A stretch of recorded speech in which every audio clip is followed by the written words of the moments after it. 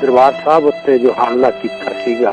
1984 जून 1984 28 साल पूरे हो गए ने। इन्हां 28 सालों के विच सिख कौम ने होर बहुत कुछ देखा, जिहदियां बहुत सारियां तंदां इस जून 84 के वरतारे नाल ही जुड़दियां। सब तो वड्डी गल यह कि जून 84 तो बाद नवंबर 84 का साका वापरिया। नवंबर 84 बारे संसार पद्धर के उत्ते इंटरनेशनल कम्यूनिटी तक असीं अपनी गल लैके गए कि यह सिखां की नस्लकुशी का मसला बनता सी। उहदे विच सिखां कोल इन्ने ज़्यादा तत्त सन कि कोई भी इंसाफ पसंद राज हुंदा तां जो जिस तरीके नाल कतलेआम किया गया तां हत्यारियां नूं सख्त तो सख्त सजावां मिलनियां चाहीदियां सन ते सिखां नूं इंसाफ मिलना चाहिदा सी। पर यह एक बहुत ही अफसोसनाक तथ्य है कि 28 सालों के विच सिख इंसाफ मंगते मंगते थक गए, पर उन्होंने अजे तक इंसाफ नहीं मिला।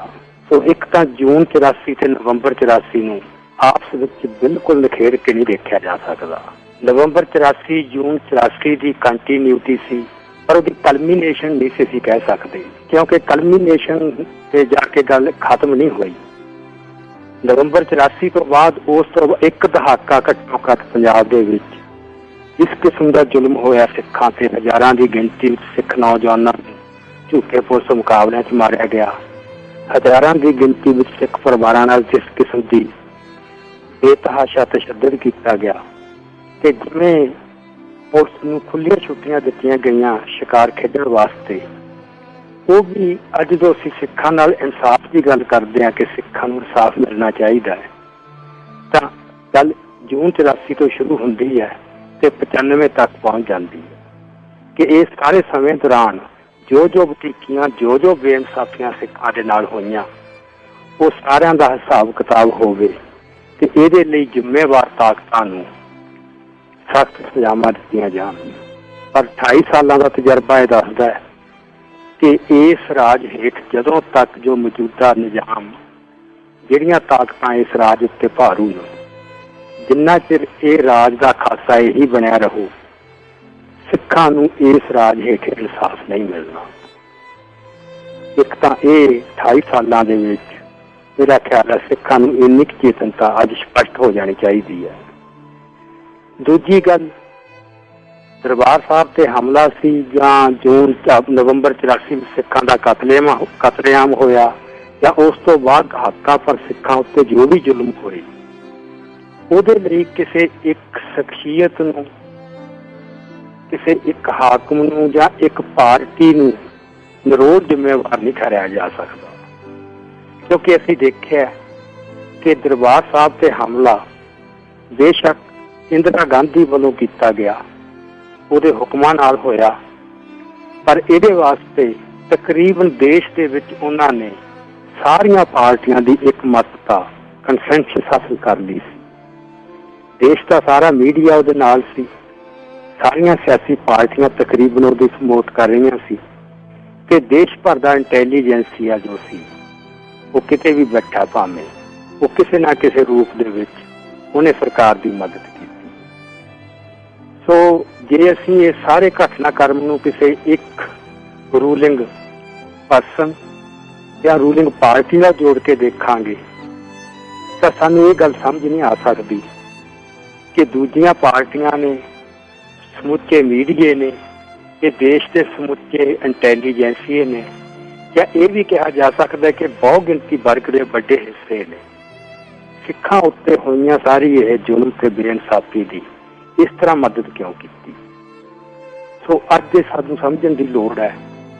कि यह हमला बेशक उस मौके इंदिरा गांधी की कमान हेठ होया, पर यह हमला एक्चुअली इंडियन स्टेट वालों समुची सिख कौम उत्ते हमला सी। कई बार अजिहियां लिखतां जां अजिहे विचार प्रचलित किए गए जिवें सारी लड़ाई नूं इंदिरा गांधी ते संत जरनैल सिंह भिंडरांवाले दो शख्सियतां की टक्कर के रूप में पेश किया जाए, पर अपेरेंटली देखण नूं इह गल सानूं लग सकती है, पर हकीकत यह है कि हमला समुची इंडियन स्टेट वालों जिहदी पिठ उत्ते सारे देश की बहुत गिनती खड़ी सी ते सारियां पार्टियां जिहदी सपोर्ट कर रही सी उहदे वालों किया गया। उस मौके हमले का टारगेट बेशक संत जरनैल सिंह भिंडरांवाले ते उन्हां दे जुझारू साथियां नूं बनाया गया, पर एक्चुअली ये हमला समुची सिख कौम उत्ते हमला सी। संत जरनैल सिंह इसका निशाना तां बने क्योंकि उस मौके उस सिख कौम दीआं उमंगां, सिख कौम दीआं इच्छावां ते सिख कौम दे मसलियां नूं उभार के पेश कर रहे सी, सिख रवायतां मुताबक पेश कर रहे सी। बाकी दी सिख लीडरशिप उस वेले तक तकरीबन किसी ना किसी पक्ष उत्ते जां तां भारत दे हाकमां नाल भाईवाली पा चुकी सी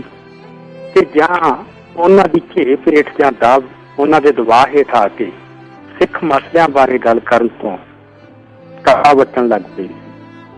सो संत जरनैल सिंह भिंडरांवाले दा जे कोई कसूर बनदा, जे उन्हां दा कोई दोष बनदा तां यही बनदा है कि उन्हां ने समूह सिख कौम दी जो एसपीरेशन सी, जो उन्हां दी कौम दे मनां विच लंबे चिर तो दबी पई तांग सी, ਉਹਨੂੰ ਜਵਾਨ ਦਿੱਤੀ, ਧੜੱਲੇ ਨਾਲ ਹਾਕਮ ਹਿੰਦੁਸਤਾਨ ਦੇ ਹਾਕਮਾਂ ਅੱਗੇ ਇਸ ਆਵਾਜ਼ ਨੂੰ ਪੇਸ਼ ਕੀਤਾ। ਸੋ ਇਸ ਕਰਕੇ ਅਸੀਂ ਅੱਜ ਜਦੋਂ 28 ਸਾਲ ਪੂਰੇ ਹੋ ਗਏ ਤਾਂ ਅਸੀਂ ਇਹ ਦੇਖਣਾ ਹੈ ਕਿ ਜਿਹੜੇ ਪੱਖ ਜੂਨ 1984 ਜਾਂ ਨਵੰਬਰ 1984 ਚ ਅਜੇ ਪੂਰੀ ਤਰ੍ਹਾਂ ਉਗੜ ਕੇ ਸਾਹਮਣੇ ਨਹੀਂ ਸੀ ਆਏ, ਜਾਂ ਆਮ ਸਿੱਖਾਂ ਨੂੰ ਉਦੋਂ ਅਜੇ ਇਹ ਗੱਲਾਂ ਪੂਰੀਆਂ ਸਪਸ਼ਟ ਨਹੀਂ ਹੋ ਸਕਦੀਆਂ ਸੀ, 28 ਸਾਲਾਂ ਦੇ ਤਜਰਬੇ ਤੋਂ ਬਾਅਦ ਉਹ ਗੱਲਾਂ ਹੁਣ ਬਹੁਤ ਉਗੜ ਕੇ ਸਾਹਮਣੇ ਆ ਗਈਆਂ। ਸੋ ਸਭ ਤੋਂ ਮਹੱਤਵਪੂਰਨ ਸਵਾਲ ਜਿਹੜਾ ਅੱਜ ਫੇਰ ਸਾਡੇ ਸਾਹਮਣੇ ਖੜਾ ਹੈ ਉਹ ਇਹ ਹੈ ਕਿ ਹਮਲੇ ਦਾ ਮਨੋਰਥ ਕੀ ਸੀ। ਕਈ ਵਾਰ ਇਹ ਕਿਹਾ ਜਾਂਦਾ ਹੈ ਕਿ ਹਮਲੇ ਦਾ ਮਨੋਰਥ ਸੰਤ ਜਰਨੈਲ ਸਿੰਘ ਭਿੰਡਰਾਂਵਾਲੇ ਤੇ ਉਹਨਾਂ ਦੇ ਜੁਝਾਰੂ ਸਾਥੀਆਂ ਨੂੰ, ਜਿਹਨੂੰ ਉਹ ਅੱਤਵਾਦੀ ਕਹਿੰਦੇ ਸੀ, ਕਿ ਦਰਬਾਰ ਸਾਹਿਬ ਨੂੰ ਅੱਤਵਾਦੀਆਂ ਦੇ ਕਬਜ਼ੇ ਤੋਂ ਜਾਂ ਗਲਬੇ ਤੋਂ ਮੁਕਤ ਕਰਾਉਣਾ ਸੀ। ਇਹ ਭਾਸ਼ਾ ਹਿੰਦੁਸਤਾਨ ਦੇ ਹਾਕਮਾਂ ਦੀ ਭਾਸ਼ਾ ਸੀ। ਇਸ ਭਾਸ਼ਾ ਨੂੰ ਤਕਰੀਬਨ ਸਾਰੇ ਦੇਸ਼ ਦੇ ਮੀਡੀਆ ਨੇ ਵਰਤਿਆ ਤੇ ਸਾਰੀਆਂ ਪਾਰਟੀਆਂ ਨੇ ਵਰਤਿਆ ਤੇ ਦੇਸ਼ ਦੀ ਬਹੁ ਗਿਣਤੀ ਜਿਹੜੀ ਹੈਗੀ ਹਿੰਦੂ ਬਹੁ ਗਿਣਤੀ,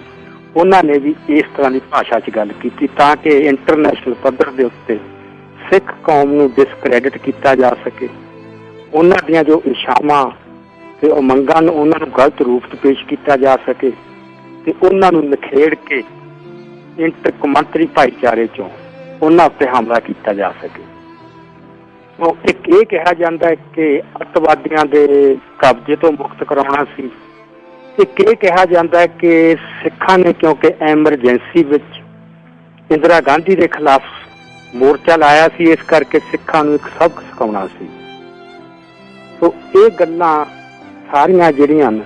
ਇਹ ਅੰਸ਼ਕ ਰੂਪ ਵਿੱਚ ਸੱਚੀਆਂ ਹੋ ਸਕਦੀਆਂ, ਪਰ ਅਸਲੀ ਹਕੀਕਤ ਇਹ ਨਹੀਂ।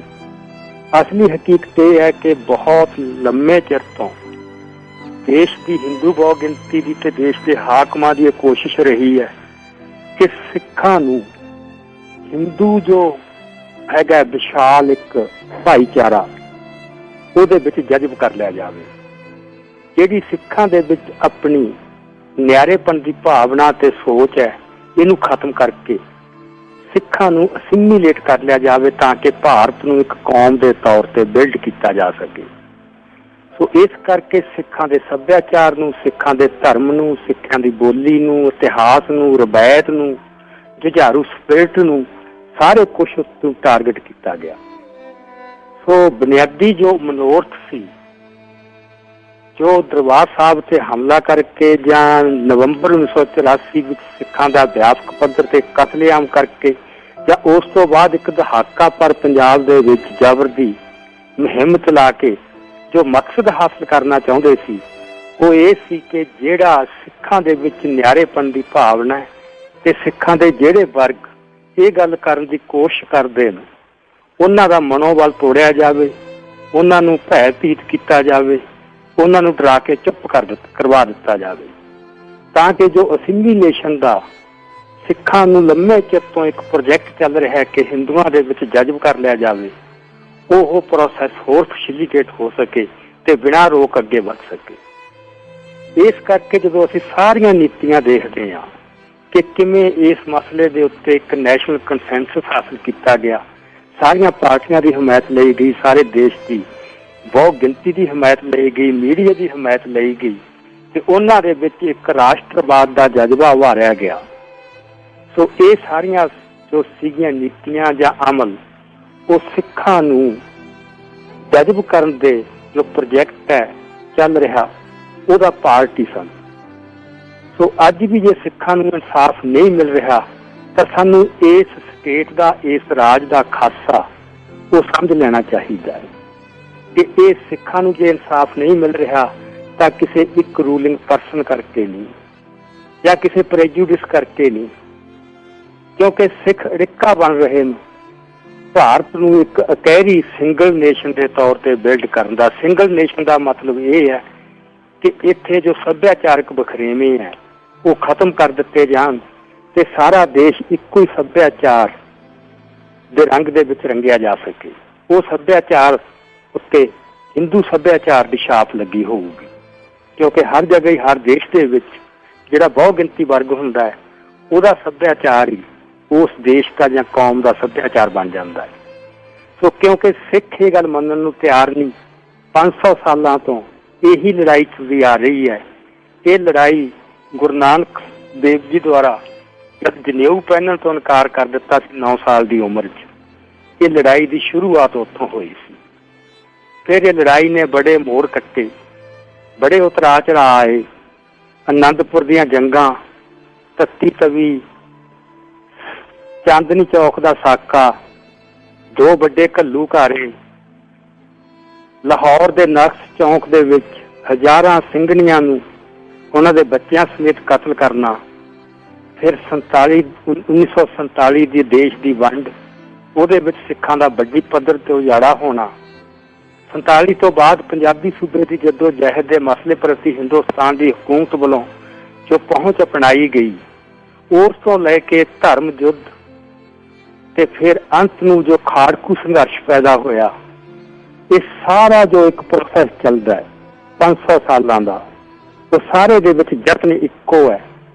ਕਿ ਜੋ ਨਿਆਰੇਪਣ ਦੀ ਗੱਲ ਕੀਤੀ ਜਾਂਦੀ ਹੈ ਕਿ ਸਿੱਖਾਂ ਦਾ ਧਰਮ ਵੱਖਰਾ ਹੈ, ਸੱਭਿਆਚਾਰ ਵੱਖਰਾ ਹੈ, ਇਹਨਾਂ ਦਾ ਜ਼ਿੰਦਗੀ ਪ੍ਰਤੀ ਨਜ਼ਰੀਆ ਵੱਖਰਾ ਹੈ, ਇੱਕ ਵੈਲਿਊ ਸਿਸਟਮ ਵੱਖਰਾ ਹੈ, ਰੌ ਰੀਤਾਂ ਵੱਖਰੀਆਂ, ਰਸਮ ਰਿਵਾਜ ਵੱਖਰੇ ਨੇ। ਸੋ ਇਹ ਜੋ ਸੋਚ ਹੈ ਸਿੱਖਾਂ ਦੇ ਵਿੱਚੋਂ ਖਤਮ ਕਰਕੇ ਉਹਨਾਂ ਨੂੰ ਹਿੰਦੂ ਭਾਈਚਾਰੇ ਦਾ ਇੱਕ ਅੰਗ ਬਣਾ ਲਿਆ ਜਾਵੇ। ਸੋ ਇਸੇ ਗੱਲ ਨੂੰ ਹਾਸਲ ਕਰਨ ਵਾਸਤੇ ਸਿੱਖਾਂ ਦੇ ਨਾਲ ਇਸ ਤਰ੍ਹਾਂ ਦੀ ਬੇਇਨਸਾਫੀ ਤੇ ਤਸ਼ੱਦਦ ਕੀਤਾ ਗਿਆ। ਤੇ ਅੱਜ ਵੀ ਸਿੱਖਾਂ ਦਾ ਜਿਹੜਾ ਵਰਗ ਹਿੰਦੂ ਹਾਕਮਾਂ ਦੀ ਈਨ ਮੰਨਣ ਲਈ ਤਿਆਰ ਨਹੀਂ, ਅੱਜ ਉਹਨਾਂ ਪ੍ਰਤੀ ਅੱਜ ਵੀ ਉਹੀ ਵਤੀਰਾ ਧਾਰਨ ਕੀਤਾ ਹੋਇਆ ਹੈ। ਇਹ ਬੜਾ ਡਿਫਰੈਂਸ਼ੀਏਟ ਕਰਕੇ ਚੱਲਦੇ ਨੇ ਕਿ ਜਿਹੜੇ ਵਰਗ ਸਿੱਖਾਂ ਦੇ ਹਿੰਦੂ ਹਾਕਮਾਂ ਦੀ ਕਿਸੇ ਨਾ ਕਿਸੇ ਰੂਪ ਵਿੱਚ ਈਨ ਮੰਨਣ ਲਈ ਤਿਆਰ ਨੇ, ਉਹਨਾਂ ਪ੍ਰਤੀ ਹੋਰ ਤਰ੍ਹਾਂ ਦਾ ਰਵੱਈਆ ਰੱਖਿਆ ਜਾਂਦਾ ਹੈ, ਤੇ ਜਿਹੜੇ ਵਰਗ ਈਨ ਮੰਨਣ ਲਈ ਤਿਆਰ ਨਹੀਂ, ਜਿਹੜੇ ਸਿੱਖ ਧਰਮ ਦੇ ਨਿਆਰੇਪਣ ਦੀ ਗੱਲ ਕਰਦੇ ਨੇ, ਸਿੱਖ ਸੋਵਰੈਂਟੀ ਦੀ ਗੱਲ ਕਰਦੇ ਨੇ, ਉਹਨਾਂ ਪ੍ਰਤੀ ਇੱਕ ਵੱਖਰੀ ਤਰ੍ਹਾਂ ਦਾ ਰਵੱਈਆ ਅਖਤਿਆਰ ਕੀਤਾ ਜਾਂਦਾ ਹੈ। ਹਿੰਦੂ ਹਾਕਮਾਂ ਦੀ ਈਨ ਮੰਨਣ ਵਾਲਿਆਂ ਨੂੰ ਰਾਜ ਵੀ ਬਖਸ਼ਿਆ ਜਾਂਦਾ ਹੈ, ਅਹੁਦੇ ਵੀ ਬਖਸ਼ੇ ਜਾਂਦੇ ਨੇ, ਤੇ ਰੁਤਬੇ ਵੀ ਦਿੱਤੇ ਜਾਂਦੇ ਨੇ, ਤੇ ਮਾਣ ਸਨਮਾਨ ਵੀ ਦਿੱਤਾ ਜਾਂਦਾ ਹੈ। ਪਰ ਜਿਹੜੇ ਹਿੱਸੇ ਹਿੰਦੂ ਹਾਕਮਾਂ ਦੀ ਈਨ ਨਹੀਂ ਮੰਨਣ ਲਈ ਤਿਆਰ, ਉਹਨਾਂ ਵਾਸਤੇ ਜੇਲਾਂ, ਹਵਾਲਾਤਾਂ, ਤਸੀਹਾ ਕੇਂਦਰ ਤੇ ਝੂਠੇ ਪੁਲਿਸ ਮੁਕਾਬਲੇ। ਸੋ ਇਹ ਪਿਛਲੇ 28 ਸਾਲਾਂ 'ਚ ਅਸੀਂ ਦੇਖ ਚੁੱਕੇ ਹਾਂ ਤੇ ਅੱਜ ਵੀ ਉਹੀ ਗੱਲ ਜਾਰੀ ਹੈ। ਸ਼ਕਲਾਂ ਬਦਲ ਰਹੀਆਂ ਨੇ, ਇੱਕ ਵੱਖਰੀ ਸ਼ਕਲ ਦੇ ਵਿੱਚ ਗੱਲਾਂ ਆ ਰਹੀਆਂ ਅੱਜ, ਪਰ ਵਤੀਰਾ ਜੋ ਬੇਸਿਕ ਪਹੁੰਚ ਹੈ ਹਿੰਦੁਸਤਾਨ ਦੇ ਹਾਕਮਾਂ ਦੀ ਸਿੱਖਾਂ ਪ੍ਰਤੀ, ਉਹ ਉਹੀ ਚੱਲ ਰਹੀ ਹੈ ਜਿਹੜੀ ਗੁਰੂ ਨਾਨਕ ਦੇਵ ਜੀ ਦੁਆਰਾ 9 ਸਾਲ ਦੀ ਉਮਰ 'ਚ ਜਨੇਊ ਪਹਿਨਣ ਤੋਂ ਇਨਕਾਰ ਕਰਨ ਮੌਕੇ ਤੇ ਬੈਠੇ ਜੋ ਪੰਡਤ ਸੀ, ਉਹਦੇ ਮਨ ਦੇ ਵਿੱਚ ਜਿਸ ਕਿਸਮ ਦਾ ਕ੍ਰੋਧ ਪੈਦਾ ਹੋਇਆ ਸੀ, ਉਹੀ ਕ੍ਰੋਧ ਜਿਹੜਾ ਹੈ ਉਹ ਵੱਖੋ ਵੱਖਰੀਆਂ ਸ਼ਕਲਾਂ ਵਟਾਉਂਦਾ। ਕਦੇ ਉਹ ਪਹਾੜੀ ਰਾਜਿਆਂ ਦੇ ਰੂਪ ਸਾਹਮਣੇ ਆਇਆ, ਕਦੇ ਕਿਸੇ ਰੂਪ ਦੇ ਵਿੱਚ, ਕਦੇ ਲਖਪਤ ਰਾਏ ਬਣ ਕੇ ਸਿੱਖਾਂ ਦੇ ਉੱਤੇ ਵਰਿਆ, ਕਦੇ ਚੰਦੂ ਦੀ ਕਮੀਨਗੀ ਦੇ ਰੂਪ 'ਚ, ਕਿਤੇ ਗੰਗੂ ਬਾਹਮਣ ਦੀ ਕਮੀਨਗੀ ਦੇ ਰੂਪ 'ਚ। ਸੋ ਅੱਡ-ਅੱਡ ਮੌਕਿਆਂ ਤੇ ਅਲੱਗ-ਅਲੱਗ ਸ਼ਕਲਾਂ 'ਚ ਤੇ ਅਲੱਗ-ਅਲੱਗ ਤਰੀਕਿਆਂ ਦੇ ਨਾਲ ਉਹ ਪ੍ਰਗਟ ਹੁੰਦਾ ਆਇਆ ਹੈ। ਸੋ ਅੱਜ ਸਾਨੂੰ ਇੱਕ ਤਾਂ ਸਾਰੀ ਸਿੱਖ ਕੌਮ ਨੂੰ ਇਹ ਗੱਲ ਸਭ ਪੱਲੇ ਬੰਨ੍ਹ ਲੈਣਾ ਚਾਹੀਦਾ ਕਿ ਜੋ ਮੂਲ ਸਾਡੇ ਪ੍ਰਤੀ ਪਹੁੰਚ ਹੈ ਸਿੱਖਾਂ ਪ੍ਰਤੀ, ਉਹ 'ਚ ਕੋਈ ਤਬਦੀਲੀ ਨਹੀਂ ਆਈ ਤੇ ਨਾ ਆਉਣੀ ਆ ਜਿੰਨਾ ਚਿਰ ਇਹ ਰਾਜ ਦਾ ਖਾਸਾ ਇਹ ਰਹਿਣਾ ਹਿੰਦੁਸਤਾਨ ਦੇ ਵਿੱਚ,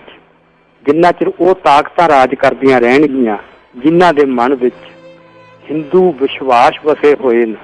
ਤੇ ਜਿਹੜੇ ਇਸ ਗੱਲ ਤੇ ਅੜੇ ਹੋਏ ਨੇ ਕਿ ਸਿੱਖਾਂ ਤੋਂ ਇਹ ਈਨ ਮਨਵਾ ਕੇ ਰਹਿਣਾ ਤੇ ਉਹਨਾਂ ਨੂੰ ਅਸੀਂ ਇਹਦੇ ਵਿੱਚ ਆਪਣੇ ਵਿੱਚ ਜਜ਼ਬ ਕਰਨਾ। ਦੂਜੀ ਗੱਲ, ਸਾਰੇ ਇਤਿਹਾਸ ਦੇ ਵਿੱਚ ਗੁਰੂ ਕਾਲ ਤੋਂ ਲੈ ਕੇ ਅੱਜ ਤੱਕ ਇਹ ਕਦੇ ਵੀ ਨਹੀਂ ਹੋਇਆ ਕਿ ਸਾਰੀ ਸਿੱਖ ਕੌਮ ਪੂਰੀ ਤਰ੍ਹਾਂ ਇੱਕੋ ਹੀ ਸੋਚ ਰੱਖਦੀ ਹੋਵੇ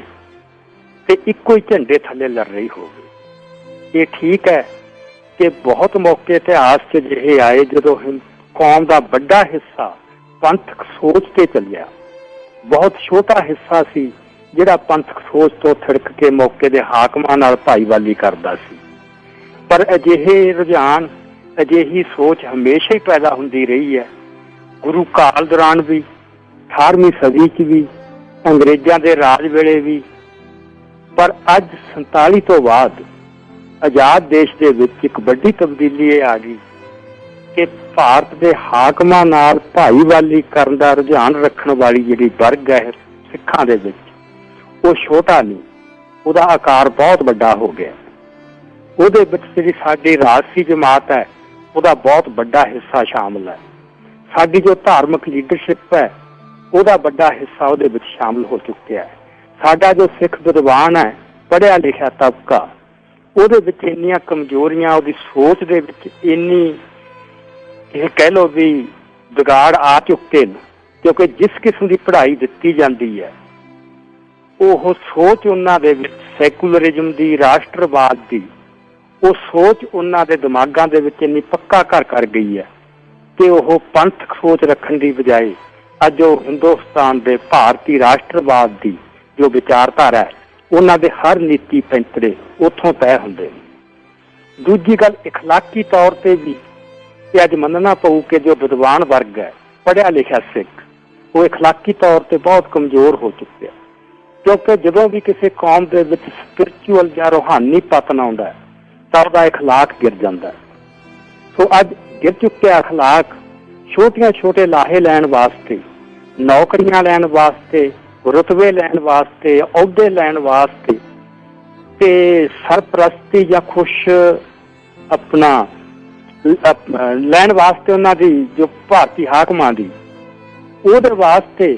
ਇੱਕ ਦੌੜ ਲੱਗੀ ਪਈ ਹੈ ਕਿ ਕੌਣ ਉਹਨਾਂ ਦੀ ਵੱਧ ਸੇਵਾ ਕਰਦਾ ਹੈ। ਸੋ ਇਹ ਗੱਲ ਬਹੁਤ ਹੀ ਅਫਸੋਸ ਨਾਲ ਕਹਿਣੀ ਪਊ ਕਿ 1984 ਤੋਂ ਬਾਅਦ ਸਿੱਖ ਕੌਮ ਲੜੀ, ਪਰ ਜੋ ਜਿਹਨੇ ਸਿੱਖ ਕੌਮ ਦੀ ਅਗਵਾਈ ਕਰਨੀ ਸੀ, ਪੜ੍ਹੇ ਲਿਖੇ ਸਿੱਖ ਵਰਗ ਨੇ, ਸਿੱਖ ਵਿਦਵਾਨਾਂ ਨੇ, ਉਹਨਾਂ ਨੇ ਸਿੱਖ ਕੌਮ ਦੀ ਲੜਾਈ ਦੇ ਮੈਦਾਨ ਵਿੱਚ ਉਹ ਅਗਵਾਈ ਨਹੀਂ ਕੀਤੀ ਜੋ ਉਹਦਾ ਫਰਜ਼ ਬਣਦਾ ਸੀ ਕਿ ਉਹ ਲੜਾਈ 'ਚ ਸਹੀ ਦਾਅ ਪੇਚ, ਸਹੀ ਤਰੀਕੇ, ਸਹੀ ਸੇਧ, ਸਹੀ ਪੈਂਤੜੇ, ਸਹੀ ਨੀਤੀਆਂ ਲੈ ਕੇ ਆਉਂਦੇ। ਉਹਨਾਂ ਨੇ ਲੜਾਈ ਤੋਂ ਪਾਸਾ ਵੱਟੀ ਰੱਖਿਆ, ਸਿਰਫ ਪਾਸਾ ਨਹੀਂ ਵੱਟੀ ਰੱਖਿਆ, ਹਾਕਮਾਂ ਦੇ ਨਾਲ ਭਾਈਵਾਲ ਬਣ ਕੇ ਚੱਲੇ। ਸੋ ਇਹ ਬਹੁਤ ਹੀ ਅਫਸੋਸਨਾਕ ਤੱਥ ਹੈ ਕਿ ਵਿਦਵਾਨ ਬਹੁਤ ਘੱਟ ਲੜਿਆ, ਕੋਈ ਟਾਮਾ ਬਿਰਲਾ ਵਿਦਵਾਨ ਹੀ ਇਸ ਲਹਿਰ ਦੇ ਵਿੱਚ ਆ ਕੇ ਉਹਨੇ ਕੁਰਬਾਨੀ ਕੀਤੀ ਹੈ ਜਾਂ ਉਹ ਜੁਰਤ ਦਿਖਾਈ ਹੈ। ਪਰ ਆਮ ਸਿੱਖ ਉਹ ਲੜੇ ਨੇ, ਖਾਸ ਕਰਕੇ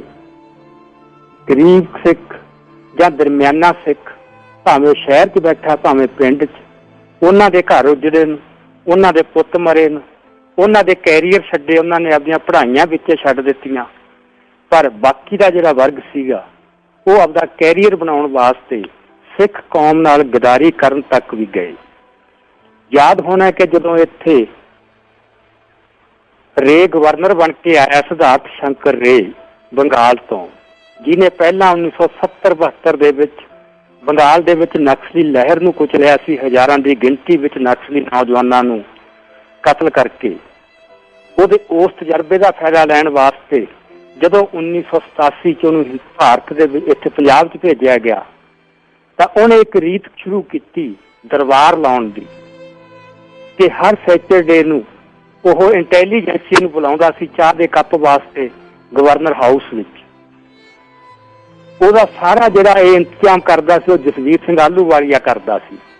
ਅੱਜ ਜੇ ਤੁਸੀਂ ਲਿਸਟਾਂ ਕੋਈ ਕਢਾ ਸਕੇ ਕਿ ਕਿਹੜੇ ਕਿਹੜੇ ਸਿੱਖ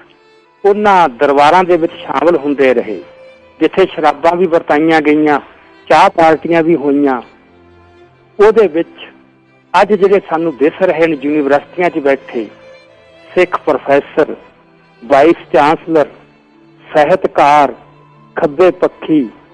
ਸੱਜੇ ਪੱਖੀ, ਸਾਰੇ ਕਿਸਮ ਦੇ ਤਕਰੀਬਨ ਪੰਜਾਬ ਦਾ ਇੰਟੈਲੀਜੈਂਸੀ ਦਾ 90% ਹਿੱਸਾ ਜਦੋਂ ਪੰਜਾਬ 'ਚ ਸਿੱਖ ਨੌਜਵਾਨੀ ਦਾ ਕਤਲੇਆਮ ਹੋ ਰਿਹਾ ਸੀ ਤਾਂ ਉਹ ਉਸ ਮੌਕੇ ਬੈਠੇ ਜਸ਼ਨ ਮਨਾਉਂਦੇ ਸੀ ਔਰ ਆਪਣੇ ਗਵਰਨਰ ਦੇ ਨਾਲ ਬਹਿ ਕੇ। ਸੋ ਅਜਿਹਾ ਬਹੁਤ ਘੱਟ ਹੋਇਆ ਕਿ ਕੌਮ ਲੜ ਰਹੀ ਹੋਵੇ ਕਿ ਜਿਹੜਾ ਉਹਦਾ ਚਟੱਨ ਤੇ ਸੂਝਵਾਨ ਵਰਗ ਹੈ ਉਹ ਉਸ ਸੰਘਰਸ਼ ਤੋਂ ਪਿੱਠ ਕਰਕੇ ਜਾਂ ਉਸ ਸੰਘਰਸ਼ ਨਾਲ ਦਗਾ ਕਮਾ ਕੇ ਸਗੋਂ ਕਾਤਲਾਂ ਦੇ ਨਾਲ ਬਹਿ ਕੇ ਜਸ਼ਨ ਮਨਾ ਰਿਹਾ ਹੋਵੇ। ਸੋ ਇਹ ਵੀ ਸਾਡੇ ਵਾਸਤੇ ਇੱਕ ਸਬਕ ਸਿੱਖਣ ਵਾਸਤੇ ਕਿ ਸਾਰੇ ਇਸ ਦੌਰ ਦੇ ਵਿੱਚ ਸਿੱਖਾਂ ਦੇ ਕਿਹੜੇ ਵਰਗ ਨੇ ਕਿਹੜਾ ਰੋਲ ਨਿਭਾਇਆ, ਕਿਉਂ ਨਿਭਾਇਆ, ਉਹਦੇ ਪਿੱਛੇ ਕਾਰਨ ਕੀ ਸੀ। ਅੱਜ ਦਾ ਸਮਾਂ ਸਿੱਖ ਕੌਮ ਵਾਸਤੇ ਇਹ ਸਾਰੇ ਕੁਛ ਦਾ ਮੁਲਾਂਕਣ ਕਰਨ ਦਾ, ਸੋਚਣ ਦਾ, ਰਿਫਲੈਕਟ ਕਰਨ ਦਾ, ਇਹਦੇ ਵਿੱਚੋਂ ਕੁਛ ਸਿੱਖਣ ਦਾ, ਤਾਂ ਕਿ ਜਿਹੜੀ ਅਗਲੀ ਲੜਾਈ ਲੜਨੀ ਹੈ ਉਹਦੇ ਲਈ ਦਰੁਸਤ ਢੰਗ ਤਰੀਕੇ ਲੱਭੇ ਜਾ ਸਕਣ ਤੇ ਜਿਹੜੀਆਂ ਕਮਜ਼ੋਰੀਆਂ ਪਿੱਛੇ ਰਹੀਆਂ, ਜੋ ਗਲਤੀਆਂ ਪਿੱਛੇ ਹੋਈਆਂ ਉਹ ਮੁੜ ਕੇ ਨਾ ਦੁਹਰਾਈਆਂ ਜਾਣ। ਜਿਹੜੀਆਂ ਕਮਜ਼ੋਰੀਆਂ ਪਹਿਲਾਂ ਪ੍ਰਗਟ ਹੋਈਆਂ ਲਹਿਰ 'ਚ ਉਹ ਦੁਬਾਰਾ ਮੁੜ ਕੇ ਫੇਰ ਨਾ ਦੁਹਰਾਈਆਂ ਜਾਣ। ਇਹ ਸਿਰਫ ਤਾਂ ਹੀ ਸੰਭਵ ਹੈ ਜੇ ਅਸੀਂ 28 ਸਾਲਾਂ ਦਾ ਜੋ ਸਾਰਾ ਤਜਰਬਾ, ਜੋ ਕੁਛ ਵੀ ਵਾਪਰਿਆ, ਇਹਨੂੰ ਬਹੁਤ ਹੀ ਤਹੱਮਲ ਨਾਲ, ਬਹੁਤ ਹੀ ਗੰਭੀਰਤਾ ਨਾਲ, ਬਹੁਤ ਹੀ ਗਹਿਰਾਈ ਵਿੱਚ ਜਾ ਕੇ ਇਹਦੇ ਵਿੱਚੋਂ ਕੁਝ ਸਿੱਟੇ ਕੱਢੇ ਜਾਣ। ਪਰ ਇਹ ਬੜਾ ਦੁੱਖ ਹੁੰਦਾ ਹੈ ਕਿ ਇਸ ਕਿਸਮ ਦੀ ਸੰਜੀਦਾ ਪਹੁੰਚ ਸਾਡੇ ਵਿੱਚ ਬਹੁਤ ਘੱਟ ਦੇਖਣ ਨੂੰ ਆ ਰਹੀ ਹੈ। ਪਿਛਲੇ ਸਾਰੇ ਸਮੇਂ ਦੌਰਾਨ ਲਹਿਰ ਬਾਰੇ ਬੜੇ ਇੱਕ ਪਾਸਰ ਤੇ ਉਲਾਰ ਫਤਵੇ ਦਿੱਤੇ ਜਾਂਦੇ ਦੇਖੇ ਗਏ ਨੇ, ਅੱਜ ਵੀ ਦਿੱਤੇ ਜਾਂਦੇ ਨੇ। ਕਈ ਵਾਰ ਨਿੱਜੀ ਕਿਹੜਾ ਕੱਢਣ ਵਾਸਤੇ, ਇੱਕ ਦੂਜੇ ਆਗੂ ਦੇ ਵਿਰੁੱਧ ਕੋਈ ਨਫ਼ਰਤ ਭੜਕਾਉਣ ਵਾਸਤੇ, ਕਦੇ 1992 ਦੀਆਂ ਚੋਣਾਂ ਦੀ ਗੱਲ ਇਸ ਤਰ੍ਹਾਂ ਕਰਨੀ ਸਾਰੇ ਪ੍ਰਸੰਗ ਨਾਲ ਤੋੜ ਕੇ ਕਿ ਜੇ 1992 ਦੀਆਂ ਚੋਣਾਂ ਦਾ ਬਾਈਕਾਟ ਨਾ ਹੁੰਦਾ ਤਾਂ ਤਾਂ ਪੰਜਾਬ ਸਿੱਖਾਂ ਉੱਤੇ ਕੋਈ ਜ਼ੁਲਮ ਨਹੀਂ ਸੀ ਹੋਣਾ। ਇਹ 1992 ਦੀ ਚੋਣਾਂ ਹੀ ਤਾਂ ਇੱਕ ਗੱਲ ਹੈ, ਬਾਕੀ ਪੰਥਕ ਕਮੇਟੀਆਂ ਦਾ ਬਣਨਾ, ਜੋ ਸੰਘਰਸ਼ ਚੱਲਿਆ, ਉਹਦੇ ਵਿੱਚ ਇਹ ਗੱਲ ਸਾਰੇ ਮੰਨਦੇ ਨੇ ਕਿ ਬਹੁਤ ਕੁਛ ਗਲਤ ਵੀ ਹੋਇਆ, ਕਮਜ਼ੋਰੀਆਂ ਵੀ ਹੋਈਆਂ, ਪਰ ਉਹ ਕਮਜ਼ੋਰੀਆਂ ਦਾ ਮੁਲਾਂਕਣ ਜਿਹੜਾ ਹੋਣਾ ਚਾਹੀਦਾ ਉਹ ਬਹੁਤ ਹੀ ਸੰਤੋਲ ਰਹਿ ਕੇ, ਇੱਕ ਬੈਲੈਂਸਡ ਅਪਰੋਚ ਰੱਖ ਕੇ, ਸੰਜੀਦਗੀ ਨਾਲ, ਜ਼ਿੰਮੇਵਾਰੀ ਨਾਲ, ਇਮਾਨਦਾਰੀ ਨਾਲ ਤੇ ਬਹੁਤ ਹੀ ਗਹਿਰਾਈ ਵਿੱਚ ਜਾ ਕੇ ਹੋਣਾ ਚਾਹੀਦਾ ਹੈ। ਗੈਰ ਜ਼ਿੰਮੇਵਾਰੀ ਨਾਲ ਇੱਕ ਪਾਸਰ ਤੌਰ ਤੇ ਉਲਾਰ ਫਤਵੇ ਦੇਣੇ, ਇਹ ਸਾਰੇ ਲੜੇ ਗਏ ਸਿੱਖ ਸੰਘਰਸ਼ ਦੀ ਜਾਂ ਇਸ ਸੰਘਰਸ਼ ਦੌਰਾਨ ਹੋਏ ਸ਼ਹੀਦਾਂ ਦੀ ਤੌਹੀਨ ਹੈ। ਸੋ ਮੇਰਾ ਖਿਆਲ ਹੈ ਕਿ ਕੋਈ ਵੀ ਸੁਹਿਰਦ ਸਿੱਖ ਜਦੋਂ ਆਪਣੇ ਸ਼ਹੀਦਾਂ ਨੂੰ ਯਾਦ ਕਰੂ, ਜਿਨ੍ਹਾਂ ਦੀ ਗਿਣਤੀ 1 ਨਹੀਂ, 2 ਨਹੀਂ, ਸੈਂਕੜੇ ਨਹੀਂ, ਹਜ਼ਾਰਾਂ ਵਿੱਚ ਜਾ ਪਹੁੰਚਦੀ ਹੈ, ਤਾਂ ਉਹ ਲਾਜ਼ਮੀ ਤੌਰ ਤੇ ਸੰਜੀਦਗੀ ਨਾਲ, ਜ਼ਿੰਮੇਵਾਰੀ ਨਾਲ ਤੇ ਗਹਿਰਾਈ ਵਿੱਚ ਜਾ ਕੇ ਸਾਰੇ ਮਸਲੇ ਨੂੰ ਸੋਚੂ। ਇਸ ਤਰ੍ਹਾਂ ਅੱਜ ਨਿੱਜੀ ਵਿਰੋਧ ਹੱਲ ਕਰਨ ਵਾਸਤੇ, ਇੱਕ ਦੂਜੇ ਵਿਰੁੱਧ ਨਿੱਜੀ ਕਿਹੜਾ ਕੱਢਣ ਵਾਸਤੇ ਲਹਿਰ ਬਾਰੇ ਇੱਕ ਪਾਸਰ ਤੌਰ ਤੇ ਫਤਵੇ ਦੇਣੇ, ਇਹ ਬਹੁਤ ਹੀ ਇੱਕ ਗਲਤ ਤੇ ਨੁਕਸਾਨਦੇਹ ਰੁਝਾਨ ਹੈ। ਇਸ ਰੁਝਾਨ ਨੂੰ ਠੱਲ ਪੈਣੀ ਚਾਹੀਦੀ ਹੈ ਤੇ ਇਹ ਸਾਰੇ ਵਰਤਾਰੇ ਦਾ ਇੱਕ ਬਹੁਤ ਹੀ ਗਹਿਰ ਗੰਭੀਰ ਮੁਲਾਂਕਣ ਹੋਣਾ ਚਾਹੀਦਾ ਹੈ ਕਿ ਕਿੱਥੇ ਕੀ ਗਲਤ ਹੋਇਆ, ਕਿਸ ਕਾਰਨ ਕਰਕੇ ਹੋਇਆ, ਉਹਦੇ ਵਿੱਚੋਂ ਅਸੀਂ ਕੀ ਸਭ ਕੱਢਦੇ ਹਾਂ। ਸੋ ਇਹ ਸਾਰੇ ਅਰਸੇ ਦੌਰਾਨ ਸਿੱਖਾਂ ਦੇ ਅਲੱਗ-ਅਲੱਗ ਵਰਗਾਂ ਦਾ ਰਵੱਈਆ ਕਿਸ ਕਿਸਮ ਦਾ ਪ੍ਰਗਟ ਹੋਇਆ, ਉਹ ਰਵੱਈਆ ਕੀ ਦਿਖਾਉਂਦਾ ਹੈ। ਅੱਜ ਅਸੀਂ ਕਿੱਥੇ ਖੜੇ ਹਾਂ, ਸਾਡੀ ਤਾਕਤ ਕਿੰਨੀ ਕੁ ਹੈ, ਅਸੀਂ ਕਿਸ ਹੱਦ ਤੱਕ ਭਾਰਤੀ ਰਾਜ ਨਾਲ ਜੁੜ ਚੁੱਕੇ ਹਾਂ, ਕਿਸ ਹੱਦ ਤੱਕ ਰੂਹਾਨੀ ਤੌਰ ਤੇ ਕੌਮ 'ਚ ਪਤਨ ਆ ਚੁੱਕਿਆ ਹੈ, ਅਖਲਾਕੀ ਤੌਰ ਤੇ ਕਿੰਨਾ ਗਿਰ ਚੁੱਕੇ ਹਾਂ, ਇਹਦੇ ਵਿੱਚੋਂ ਅਸੀਂ ਕਿਵੇਂ ਨਿਕਲਣਾ, ਇਹ ਨਿਰੇ ਨਾਰਿਆਂ ਨਾਲ ਨਹੀਂ ਨਿਕਲਿਆ ਜਾ ਸਕਦਾ, ਇਹ ਨਿਰੇ ਜੋਸ਼ ਨਾਲ ਨਹੀਂ ਨਿਕਲਿਆ ਜਾ ਸਕਦਾ, ਇਹ ਨਿਰੇ ਕਿਸੇ ਭੜਕਾਊ ਕਾਰਵਾਈਆਂ ਨਾਲ ਨਹੀਂ ਨਿਕਲਿਆ ਜਾ ਸਕਦਾ। ਇਹਦੇ ਵਾਸਤੇ ਬਹੁਤ ਵੱਡਾ ਯਤਨ ਕਰਨ ਦੀ ਲੋੜ ਹੈ। ਪਰ ਸਭ ਤੋਂ ਪਹਿਲੀ ਗੱਲ ਸੰਜੀਦਾ ਹੋਣ ਦੀ ਲੋੜ ਹੈ। ਸੰਜੀਦਗੀ ਤੋਂ ਬਗੈਰ ਅਸੀਂ ਕੋਈ ਵੀ ਅਗਲਾ ਕਦਮ ਜੋ ਪੁੱਟਾਂਗੇ ਉਹ ਸਹੀ ਨਹੀਂ ਹੋ ਸਕਦਾ। ਸੋ ਮੇਰਾ ਖਿਆਲ ਹੈ ਕਿ ਮੈਂ ਜਿੰਨਾ ਕੁ ਮੇਰਾ ਇੱਕ ਆਪਦਾ ਅਨੁਭਵ ਹੈ, ਤੁਰ ਫਿਰ ਕੇ ਦੇਖਿਆ ਵਿਦੇਸ਼ਾਂ ਵਿੱਚ ਵੀ ਤੇ ਇੱਥੇ ਵੀ, ਕਿ ਅਜੇ ਵੀ ਸਾਡੇ ਵਿੱਚ ਉਸ ਕਿਸਮ ਦੀ ਸੰਜੀਦਗੀ ਤੇ ਜ਼ਿੰਮੇਵਾਰੀ ਕਿਸੇ ਵੀ ਮਸਲੇ ਬਾਰੇ ਗੱਲ ਕਰਨ ਵੇਲੇ ਉਹ ਅਜੇ ਨਹੀਂ ਆਈ। ਇਹ ਸਾਡਾ ਸਿੱਖ ਤੌਰ ਤਰੀਕਾ ਨਹੀਂ, ਸਾਡੇ ਵਡੇਰੇ ਇਸ ਤਰ੍ਹਾਂ ਨਹੀਂ ਸੀ, ਸਾਡਾ ਵਿਰਸਾ ਇਹ ਨਹੀਂ, ਸਾਡਾ ਇਤਿਹਾਸ ਇਸ ਤਰ੍ਹਾਂ ਨਹੀਂ ਸੀ। ਇਹ ਕਿਉਂ ਆ ਗਿਆ, ਇਹ ਗਿਰਾਵਟ ਕਿਉਂ ਆਈ? ਇਹਦੇ ਬਹੁਤ ਵੱਡੇ ਕਾਰਨ। ਇਹ ਸਾਰੇ ਕਾਰਨ ਫਰੋਲਣੇ ਚਾਹੀਦੇ ਨੇ ਕਿ ਅਸੀਂ ਕਿੱਥੋਂ ਚੱਲ ਕੇ ਕਿੱਥੇ ਪਹੁੰਚ ਗਏ ਹਾਂ। ਤੇ ਜੇ ਅਸੀਂ ਮੁੜ ਕੇ ਫਿਰ ਕੌਮ ਨੂੰ ਉਸ ਚੜ੍ਹਤਲ ਦੇ ਵਿੱਚ ਲਿਆਉਣਾ ਹੈ ਤਾਂ ਸਾਨੂੰ ਜੂਨ 84 ਦਾ ਜੋ ਸਾਕਾ ਵਾਪਰਿਆ, 18ਵੀਂ ਸਦੀ ਤੋਂ ਬਾਅਦ ਪਹਿਲੀ ਵਾਰ ਇਸ ਵੱਡੀ ਵਿਆਪਕ ਪੱਧਰ ਦੇ ਉੱਤੇ ਸਿੱਖ ਕੌਮ ਦੇ ਉੱਤੇ ਹਮਲਾ ਹੋਇਆ। ਉਹ ਹਮਲਾ ਕਿਉਂ ਹੋਇਆ? ਉਸ ਨੇ ਸਾਡੀਆਂ ਵੀ ਕਮਜ਼ੋਰੀਆਂ ਦਿਖਾਈਆਂ, ਸਾਡੇ ਦੁਸ਼ਮਣ ਦਾ ਚਿਹਰਾ ਵੀ ਨੰਗਾ ਕੀਤਾ, ਸਾਡੇ ਦੋਸਤ ਵੀ ਪਰਖੇ ਗਏ ਤੇ ਦੁਸ਼ਮਣ ਵੀ ਪਛਾਣੇ ਗਏ। ਸੋ ਇਹ ਜਿਹੜਾ ਸਾਰਾ ਕੁਛ ਹੈ ਉਹ ਤਾਂ ਹੀ ਸਾਨੂੰ ਪਤਾ ਲੱਗ ਸਕਦਾ ਜੇ ਅਸੀਂ ਇਹ ਸਾਰੇ ਵਰਤਾਰੇ ਤੇ ਖੰਮੇ ਨਾਲ ਡੂੰਘਾ ਉਤਰ ਕੇ ਸੰਜੀਦਗੀ ਨਾਲ ਤੇ ਜ਼ਿੰਮੇਵਾਰੀ ਨਾਲ ਝਾਤੀ ਮਾਰੀਏ, ਇਹਦਾ ਵਿਸ਼ਲੇਸ਼ਣ ਕਰੀਏ, ਪੂਰਾ ਮੁਲਾਂਕਣ ਕਰੀਏ ਤੇ ਅੱਗੇ ਵਾਸਤੇ ਸਹੀ ਸਾਬ ਕੱਢੀਏ। ਸੋ ਮੇਰੇ ਮੁਤਾਬਕ ਜੂਨ 1984 ਵਿੱਚ ਦਰਬਾਰ ਸਾਹਿਬ ਉੱਤੇ ਹੋਏ ਹਮਲੇ ਦੌਰਾਨ ਜੋ ਸਿੰਘ ਸ਼ਹੀਦ ਹੋਏ, ਸੰਤ ਜਰਨੈਲ ਸਿੰਘ ਜੀ ਖਾਲਸਾ ਭਿੰਡਰਾਂ ਵਾਲੇ, ਉਹਨਾਂ ਦੇ ਜੁਝਾਰੂ ਸਾਥੀ ਤੇ ਹੋਰ ਹਜ਼ਾਰਾਂ ਦੀ ਗਿਣਤੀ ਵਿੱਚ ਜੋ ਨਿਰਦੋਸ਼ ਸਿੱਖ ਉੱਥੇ ਭਾਰਤੀ ਫੌਜ ਦੀਆਂ ਗੋਲੀਆਂ ਨਾਲ ਸ਼ਹੀਦ ਕੀਤੇ ਗਏ, ਉਹਨਾਂ ਸ਼ਹੀਦਾਂ ਨੂੰ ਸ਼ਰਧਾਂਜਲੀ, ਸੱਚੀ ਸ਼ਰਧਾਂਜਲੀ ਅੱਜ ਇਹੀ ਹੋ ਸਕਦੀ ਹੈ ਕਿ ਉਹਨਾਂ ਦੀਆਂ ਸ਼ਹੀਦੀਆਂ ਦੇ ਕਾਰਨ ਸਮਝੇ ਜਾਣ, ਉਹਨਾਂ ਦੀਆਂ ਸ਼ਹੀਦੀਆਂ ਦਾ ਜੋ ਸਨੇਹ ਹੈ ਉਹਨੂੰ ਸਮਝਣ ਦਾ ਯਤਨ ਕੀਤਾ ਜਾਵੇ। ਤੇ ਸਿੱਖ ਰਵਾਇਤਾਂ ਸਾਨੂੰ ਕੀ ਕਹਿੰਦੀਆਂ, ਸਿੱਖ ਸਿਧਾਂਤ ਕੀ ਕਹਿੰਦਾ ਹੈ, ਸਿੱਖ ਇਤਿਹਾਸ ਕੀ ਕਹਿੰਦਾ ਹੈ, ਸਿੱਖ ਨਜ਼ਰੀਆ ਕੀ ਕਹਿੰਦਾ ਹੈ, ਇਹ ਗੱਲ ਨੂੰ ਸਾਹਮਣੇ ਰੱਖ ਕੇ ਫਿਰ ਅਸੀਂ ਆਪਣੀ ਅਗਲੀ ਜੋ ਕਾਰਜ ਜਾਂ ਅਮਲੀ ਯੋਜਨਾ ਹੈ ਜਾਂ ਰਸਤਾ ਉਲੀਕੀਏ। ਇਹ ਲੜਾਈ ਬਹੁਤ ਲੰਮੀ ਹੈ, ਇਹ ਸਾਨੂੰ ਸਪਸ਼ਟ ਹੋ ਜਾਣਾ ਚਾਹੀਦਾ ਹੈ। ਇਹ ਪੁਸ਼ਤਾਂ ਤੱਕ ਚੱਲਣ ਵਾਲੀ ਲੜਾਈ ਹੈ, ਇਹ ਸਾਲਾਂ ਜਾਂ ਦਹਾਕਿਆਂ 'ਚ ਲੜੀ ਜਾਣ ਵਾਲੀ ਨਹੀਂ। ਸੋ ਇਸ ਕਰਕੇ ਅਸੀਂ ਹਰ ਇੱਕ ਨੇ ਆਪਣੀ ਉਮਰ ਦੇ ਵਿੱਚ ਆਪਣੀ ਆਪਣੇ ਸਿਚੁਏਸ਼ਨ ਮੁਤਾਬਕ ਆਪੋ ਆਪਣਾ ਹਿੱਸਾ ਪਾਉਣਾ ਹੈ। ਸੋ ਹਰ ਸਿੱਖ ਨੂੰ ਆਪਣਾ ਇਹ ਫਰਜ਼ ਪਛਾਣਨਾ ਚਾਹੀਦਾ ਹੈ ਤੇ ਇਹ ਇੱਕ ਅਹਿਦ ਕਰਨਾ ਚਾਹੀਦਾ ਹੈ। ਅੱਜ 28ਵੀਂ ਵਰ੍ਹੇਗੰਢ ਤੇ ਜੂਨ 1984 ਦੀ ਉਹਨਾਂ ਸ਼ਹੀਦਾਂ ਦੀ ਯਾਦ ਕਰਦਿਆਂ ਕਿ ਜੋ ਵੀ ਸੱਚਾ ਸਿੱਖ ਹੈ ਗੁਰੂ ਦਾ, ਉਹ ਗੁਰੂ ਕੋਲੋਂ ਦਿਖਾਏ ਰਸਤੇ ਉੱਤੇ ਚੱਲੂ। ਜਿਹੜਾ ਵੀ ਗੁਰੂ ਦੇ ਰਸਤੇ ਨੂੰ